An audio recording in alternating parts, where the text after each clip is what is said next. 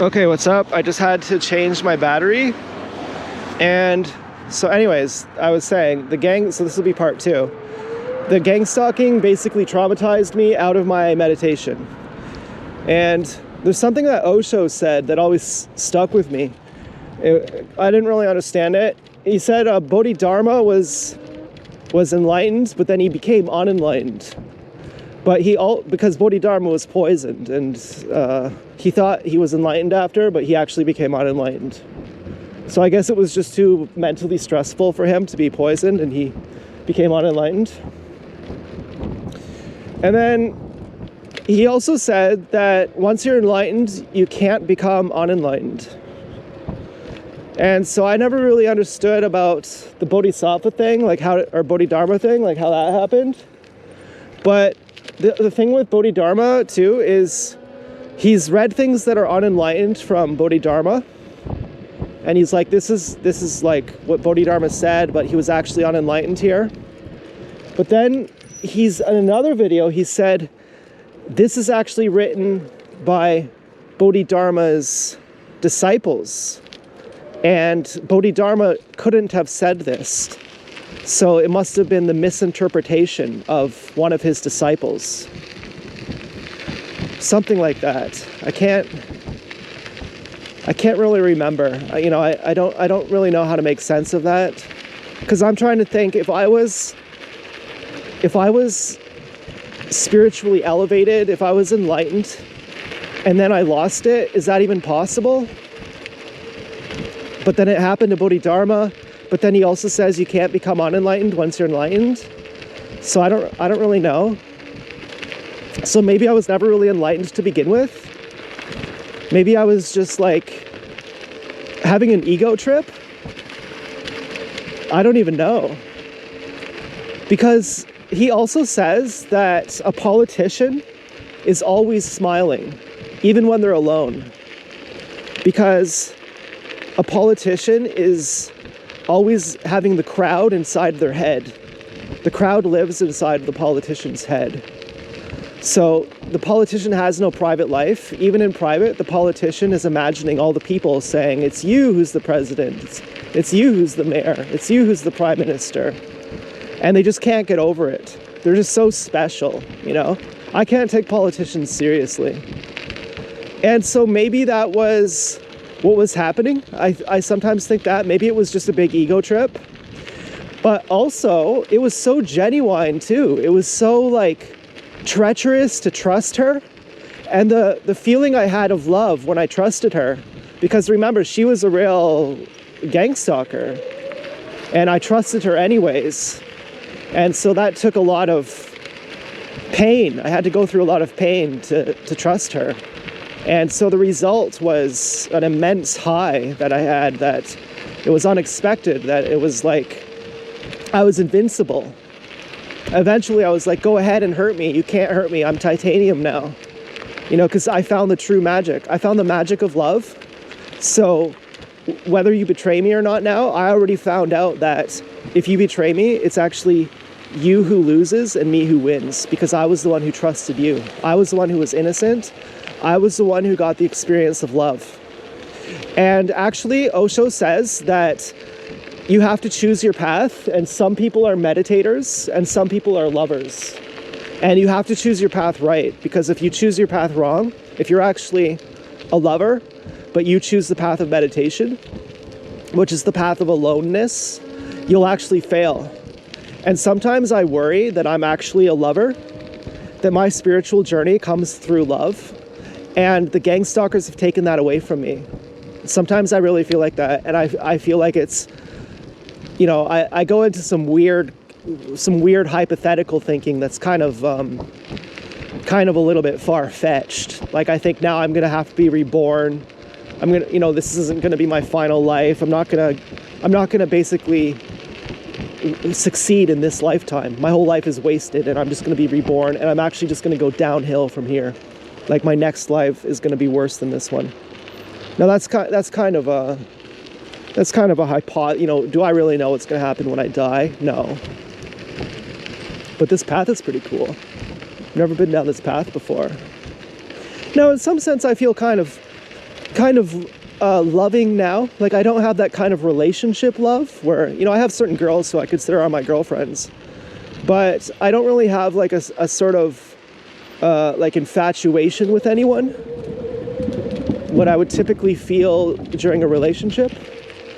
And, you know, I'm riding through these dark ass creepy trails at night, but I don't feel scared because I feel like there's a YouTube audience here with me. And so I do have like a sense of love. It's a more generalized love. It's not really so specific. You know, and even when it is specific, it's not like infatuated. It's where the fuck am I? These are, you know, this is an old ass road.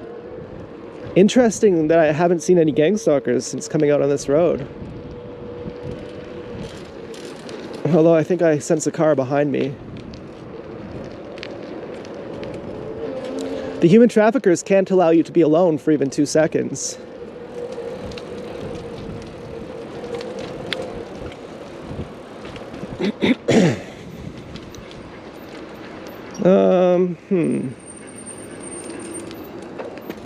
Oh no, there's no car behind me. So, and then here's the other thing I'm thinking too. Osho says that your meditation and your action have to go together. And there were the Upanishads or some ancient spiritual text that said that before Osho. And Osho said that those texts have the greatest guts to say it. And they say that into blinding darkness go they who worship action alone, but into even greater darkness go they who worship meditation alone. And your action and your meditation have to go 50-50. And my action is 0. My meditation is like, as much as I want it to be 100, I sort of feel like my meditation is only as good as my action. And my action, you know, my action is fucking, like, I'm a slob, you know? I don't go, I'm not healthy. You know, today I didn't jack off, and yesterday I didn't jack off, and that means a lot to me. Like, that's like part of my health. That's kind of why I'm making this video too, actually. Like, I didn't want to say that because I didn't want to jinx it, but oh, look at this chair. And these chairs remind me of Osho too. Whenever I see a chair out like this, I think that's Osho's ghost telling me, you got it. Hey, you got it, man. I'm here with you. I'm your friend. And so without action, my meditation kind of goes downhill. And let me tell you, when I was talking to that girl I loved, when I was 28, my first choice girl, do you think I was jacking off? Fuck no. Are you kidding me? Fuck no. Not a fucking chance. Do you think I'd risk being a fucking doped out fucking retard? Do you think I'd risk that talking to her? Not a goddamn fucking chance. Do you think I was exercising every night? Yep. Do you think I didn't feel like exercising, but I felt on a different level? Like, yeah, of course I feel like exercising. Of course. Look, I know she has all these guys who want her, but none of them want her more than I do. And none of them are going to work harder to be able to appreciate her more than me. And that's what's going to make the difference. And that is what made the difference. And you know what happened? Finally, you know what happened? I started jacking off. That's really what fucking happened. And you know what I thought when I jacked off? I thought, what a waste. What a goddamn waste. And I just became a retard. I felt like I had betrayed her. Because I was on a certain wavelength. Okay, when you're a guy and you don't jack off, you're on a certain wavelength. And let's just say she was my girlfriend, okay? Like, let's not say it as a hypothesis. Let's say she was my girlfriend and we were together. And it was long distance, but we had, have you ever had a psychic connection with someone? Okay, you know, you completely feel everything. It's like clairvoyant. And you wouldn't dare, you know, get high or something because it's like you're betraying them, because suddenly they're riding on the wave of energy with you. You're sharing a certain wave, a certain frequency, and you're suddenly going to change your frequency without telling them, without it being a joint thing, including when you jack off. And so when I jacked off, I changed my frequency. And it was cheesy, it was lame, it was unsatisfactory. And Osho says sex never satisfied. Sex never satisfies. No matter how much sex you have, you're never satisfied. And that's kind of how I felt after. I was like, man, and then I just kept jacking off. And then it was just too much pressure to keep talking to her. I started nitpicking her. And then I started saying things that would kind of make her stop talking to me. And, you know, she was like the type of person who, if you say one thing wrong, it's like done. She's like, okay, like, bye. Like, I can't be with a retard, bye. And I also kind of was nitpicking her. I was like, well, you're a retard too. You know, I didn't like when you said this, and I didn't like when you said that. But I felt like she was trying her best. And so it's kind of forgivable. Whereas I stopped trying my best. You know, that's kind of what happened. I stopped trying my best. Now, was that the fault of being gang stalked? Did I need the anesthetic? You know, when you jack off, that's kind of like anesthetic. You know, you're tired after, you get prolactin. You eat some junk food, you kind of go into a food coma. That's kind of like anesthetic. Was I in so much pain that I needed the anesthetic? Well, forget about that. Forget about justifications. Forget about whose fault it is. You know, it wasn't my fault. I had to. Forget about that. Let's just talk about the diagnostics. That was what ruined it. Apparently, you know, at least on my end, you know, I could go into it. I could say, you know, if I would have not jacked off, she would have still been a gang stalker, and eventually I would have surpassed her. And I also felt like I did surpass her on some level. I did feel on some level like it's me dumping you. It doesn't seem like it, but that's actually what's happening. On some level, I did feel like that. I was like, you're a fucking asshole, kind of. I kind of felt like that on some level. But I also felt like she was a genuinely nice person too, and she was learning. I felt like she was saying, you're right, I am an asshole. I'm actually sorry. I actually am an asshole. I'm actually sorry. I also felt like that. And so, whether it's my fault or not, the pain, the pressure was a lot. Okay, I'm not going to say it was too much. I'm not going to say I had no choice. I'm not going to say it was my fault and, you know, I just gave up and it's all my fault. And I'm not going to say that it's not my fault. It was just too much pain and I just had to jack off and become a retard. Okay? All I'm saying is there was a lot of pressure, a lot of pain, and I started jacking off, and I think I may have even started getting high, and that fizzled out. And then when the gang stalking went overt, okay, after it fizzled out, I had like 4 or 5 years to regain my spirituality again on my own, which I did. And I was flying high then. I was over the moon. I was fucking cranking. Okay, I was cranking. And then the gang stalking went crazy overt, and I basically went down into the fucking jack-off tunnel. I went down into, okay, I'm just gonna stop my health. And remember what Osho says, your meditation has to go 50% with your action. And my action meant so much to me.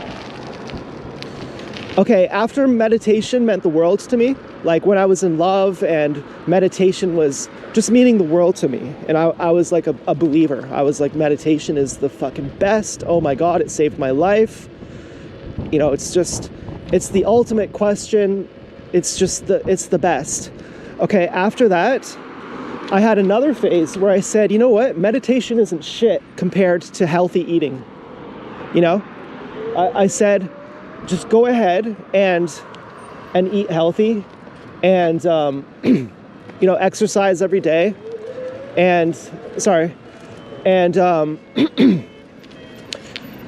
and drink lots of water. And I guarantee you that if you're like high on weed or all the time as a chronic. If you smoke weed once in a while, I think you could have a pretty cool meditative experience. But if you smoke weed on the regular, I think it actually kind of dims your consciousness. But my viewpoint then was, don't even worry about meditation. Just drink your water, eat your fruit, and you go to dimensions that are fucking amazing. Now, at that point, I may have been meditating for so long, and I went to a float tank, like an isolation tank where you float in salt water. It's like a sensory deprivation tank. I had a membership there. I would be meditating for like 2.5 hours or 1.5 hours in there. And there was a gang stalker who worked there too, who made the radio go the inside, because you have to have like a wake up call or like a dinger that goes off, and she just had like the frequency of the radio. I had to go out in my fucking robe and be like, can you turn the radio off, please? And I would lay in bed for like an hour a day with my eyes closed. I would never jack off. I would drink like a gallon of water a day. I wouldn't eat any oil or sugar. I would eat only whole foods. I was like extremely disciplined. And I would meditate for an hour with eyes closed every day. And because Osho says, if you're neurotic and you don't meditate for an hour a day at least, it's your choice to be neurotic. And I was like, yeah, that's right. Like, that's right. And I did dynamic meditation. I was like, screaming and shouting and, screaming like psychotic sounding things, like going consciously crazy, and then like jumping up and down and going hoo, hoo, hoo, hoo for 10 minutes, and then holding still. Because when you jump up and down and go hoo, hoo, hoo, it activates your sex center. It starts your energy flowing up. And what you need to do is activate your sex center to bring it up to the higher chakras so that it's not perverted. And so then, so that it becomes integrated, so that your sex energy is your life energy. And so to get out of the screwed energy of sex and to integrate it into life energy, you have to get it flowing up to your higher chakras. So that's the point of jumping up and down for like 15 minutes, going hoo, hoo, hoo, hoo. Because when you say that, it hammers on your sex center. And then for 15 minutes, I'd stay completely still, like a mannequin, in whatever position. When the timer went off, I would just suddenly freeze and just stay still for 15 minutes, no blinking. Like, you'd have to blink, but, you try your hardest not to blink, not to move. And then you really feel all your energy flowing. You feel it in an unbelievable way. And then you lay down for like 15 or 20 minutes, like just silently. You're listening to soft piano music, and you're just like, so fucking... You're so intense and relaxed, and it's so dynamic. It's like a dynamic relaxation. It's just fantastic. And so I had all these practices. I was really taking my action and my meditation together. And I had a great experience. I had a cheesy it was cheesy. If I had to describe my life, I'd say every day is amazing. It was cheesy. It was like, I can't believe it. Every moment is amazing. It's the type of thing that you don't even say it because it sounds so cheesy. But I really had it. I was like, I'm amazed with every fucking moment. Like, I'm actually amazed. Like every fucking, when you're high on shrooms, you're high on acid, or you're in love, you're in a very peak moment, and you're just like, oh my God, oh my God, everything is just alive. And it was like that all the time, every day. From morning, I would go to sleep. And as I was going to sleep, I was still meditating. I was watching my dreams come in, but I was still awake. I was still conscious. I was watching my body go into deep sleep, but I was still fully conscious. I was like, oh my God, I'm going to sleep. Oh my God, my body is sleeping. It was just the fucking best. And then the gang stalking went crazy overt, and I was heartbroken, and I was scared, and I weakened myself. I started eating junk food and basically just not giving a shit about anything. And subliminally, I kind of knew it. I kind of knew, I didn't know it's done by the government. It's done by all these people. But 2 cars to the right of me. Oh, there's a bonfire over there. But What's the thing I mean to say here? Let's see here. Oh, we got some nice speed.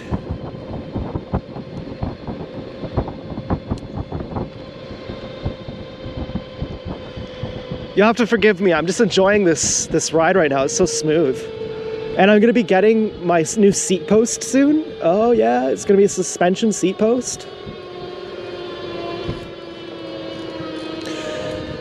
And so basically that's how I lost my spirituality. Now, could I make sense of that from what Osho said? Like I lost it, but I never really had it. Or the man who goes astray in the morning and comes back in the afternoon isn't really lost. Maybe, is that what it is? Am I the prodigal son? Like the guy, he comes home, he lost all his money. And he lost his wife, he gambled it all away on hookers and gambling. And his dad says, "You came home. We're gonna give you a big feast." And his brother says, "You know, I've always been a straight arrow. I never got any hookers, I never gambled, never needed to get bailed out of anything. And you're throwing this big celebration dinner for the fucking prodigal son brother, but you don't celebrate me like that. You don't throw a dinner for me. What's the deal with that?" And the father says, "Well, you never went astray. Your brother went astray, and now he's coming home. And so he needs this celebration." Now, could that be what it is? You know, I didn't really lose my meditation. I just went astray in the morning, and now I'm finding it in the afternoon.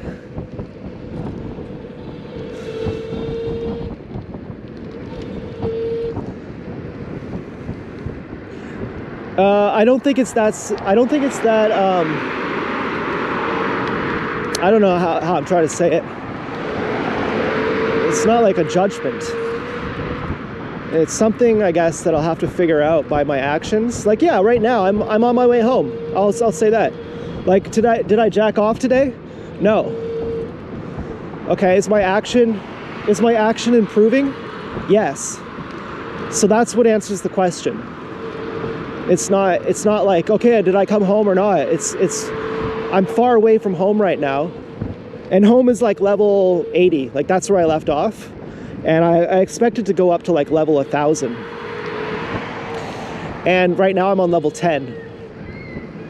Okay, so I'm on level 10 right now. And I'm going to level 11. And so that's how the question is answered.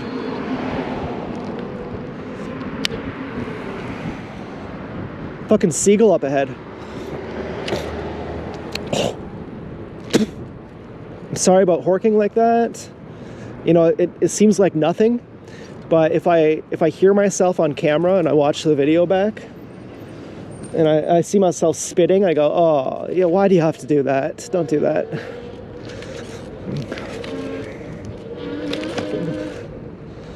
Oh, you know what? I also tried my old e-bike today, my big clunky one. I fucking hated it. And it's like I bought it used for cheap, but it's more expensive than this. But it was so clunky. I was just like, yuck. I didn't even realize how much I love this e-bike until I tried my old one.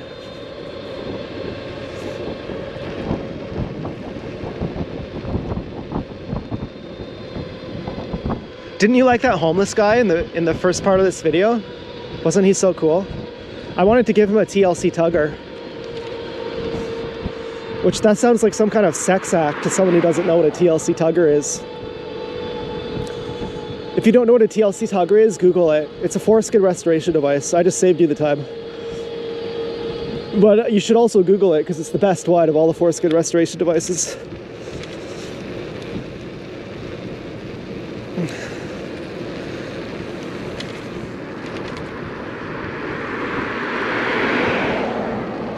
Now, could I say that my life is a waste because of being gang stalked?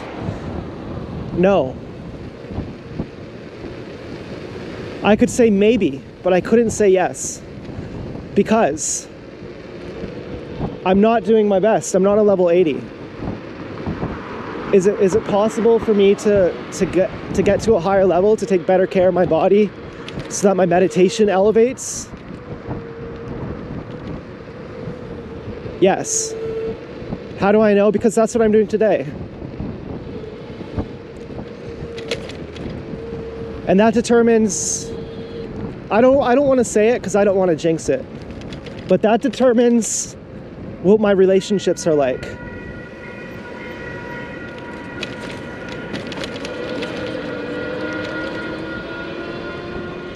So if I ever have hope of finding a relationship, I consider myself like someone with a disability. Like I have like Down syndrome, basically. And so like the other people who I might be able to date probably are gonna have Down syndrome too. So there's like way less of a population for me, but also I also know all the other people with Down syndrome. So it still kind of balances out in a way. And you know, and my Down syndrome is being gang stalked. And no offense to people with Down syndrome, you know, because being gang stalked is kind of bad. And but you know what I'm trying to say. And so, yeah, so I'm going home right now. That's what I'm doing. I'm going back to level 80. Right now I'm on level 10, going to level 11. And the beauty of being on level 80, here's the crazy beauty of being on level 80. It's the highest level you've ever been on. And you know that you're going to an even higher level, and life is transforming. Whereas before, you knew that you were not transforming, and you knew that life was the same every day, and you knew that death was coming closer and nothing was happening, and you knew that your life was a failure. And you also know that the gang stalkers subliminally know that they are on the same level. They're not growing. And that's why they hate us. Even if we're not growing, they still hate us. If it wasn't us that they're hurting, they would be breaking their dishes. They would be slamming a door and kicking a tree or something. They need something to offload their anger. So yes, if you're spiritually elevated, they'll attack you, but they'll also attack you just because you're someone there and because they know that their life sucks, so they just need to attack someone.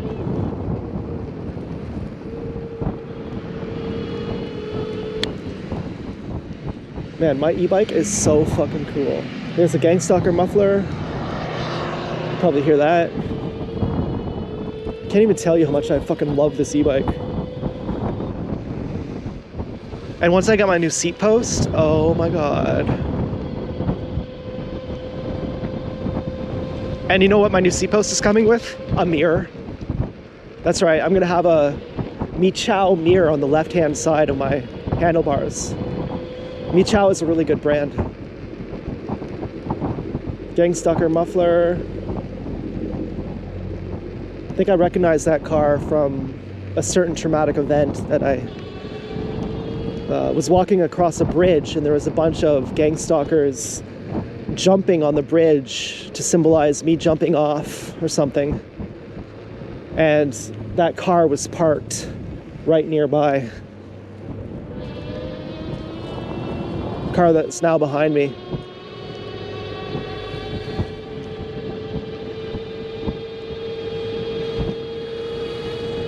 Piece of shit gang stalker. These two cars, they have these super bright LED lights. Could just about bet these are gang stalkers.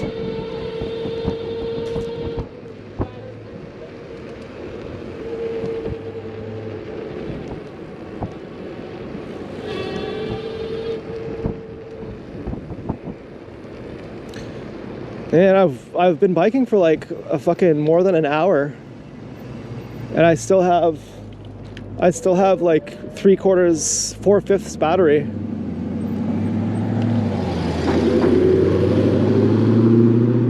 I'm not sure if it was the same car.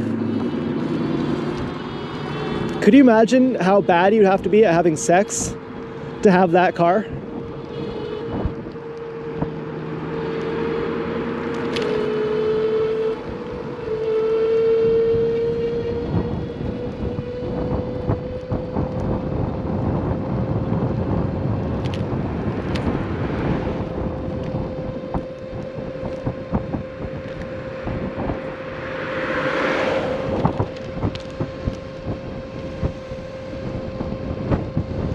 car riding me to the right of me. Here's a synchronizer on the bridge, as always. Scooter wearing one of those safety vests. Remember, there's always someone synchronizing with me on this bridge.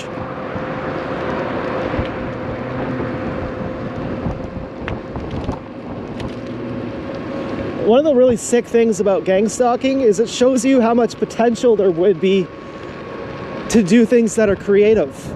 Like, if this much effort can be put into something destructive, it then is logical that the same amount of effort could be used to do something creative. It's like someone going to Calcutta, where everyone's starving on the streets, and having a giant fire where they just burn money and food. And they're like, look, see? Then here to the right, there's a guy walking by the cemetery. This is a synchronization point. And he's wearing black.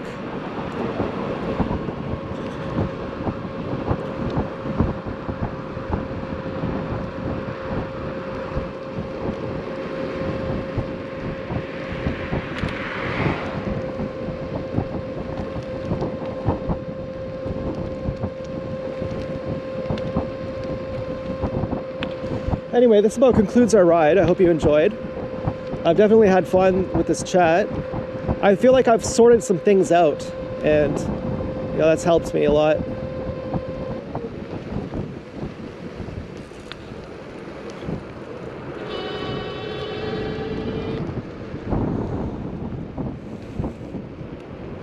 And I like to keep my bike inside now, just to look at it, just because it's so awesome. Oh yeah. Oh, sore ass. Ow, ow, ow. Oh my god. Okay, let's get this damn bike inside. I almost got dumplings tonight, but I was like, no. Let's eat macaroni. Vegan macaroni is hard on the stomach. It's like eating glue. Not good. Not good. You don't feel good after you eat fucking vegan macaroni. Or cheese. Genuine cheese is it's very constipating. Interstitially, okay, in between your cells, it gets stuck in your lymphatic fluid.